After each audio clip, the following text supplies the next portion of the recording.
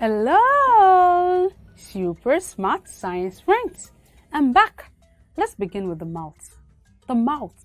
The digestion of food starts its journey from the mouth.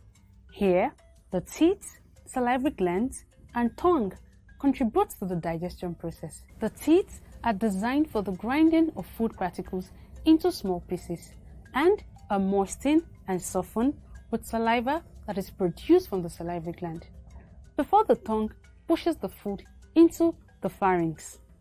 The pharynx is the portion of the digestive tract that receives the food from the mouth and sends it to the esophagus. The esophagus.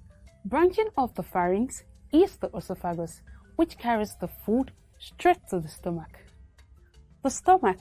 The stomach is a sac-like organ. It serves as a container that holds the food while it is being mixed with stomach enzymes. It secretes strong acids and powerful enzymes that help in the process of breaking down food. I'm sure you're thinking what enzymes are, right? Well, in this case, digestive enzymes are substances that help in the breaking down of food.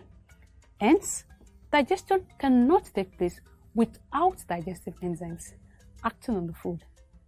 Now, back to the stomach. Food is generally in a liquid or paste form when it leaves the stomach. Leaves the stomach to where? To the small intestine. The small intestine, it's not really small. The small intestine is a long tube which loosely coils in the abdomen.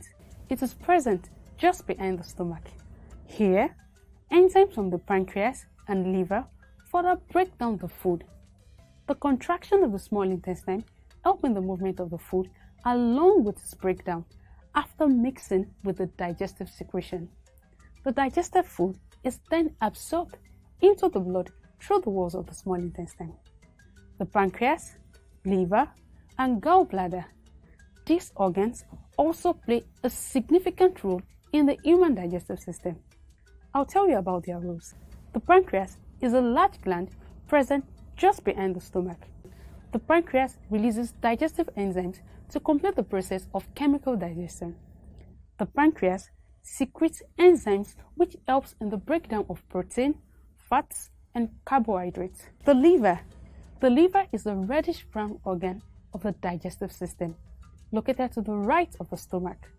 It produces bile, which helps in the digestion of fats in the small intestine. The liver also cleanses and purifies the blood coming from the small intestine. The gallbladder. The gallbladder is a small pear-shaped organ which is located just next to the liver. The gallbladder stores and recycles the bile that the liver produces. Wow! Educative, isn't it?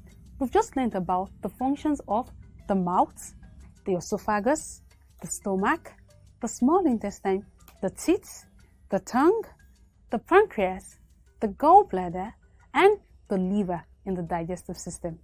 We will be learning about the other organs in the next video. Come along with me.